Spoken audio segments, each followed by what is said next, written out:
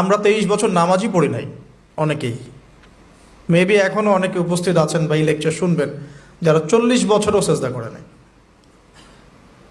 50 বছরও সেজদা করেনি।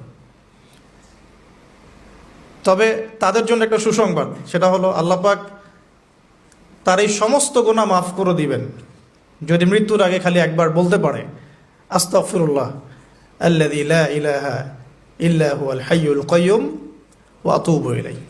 আল্লাহ পাক সমস্ত গুনাহ মাফ করার জন্য প্রস্তুত আছেন।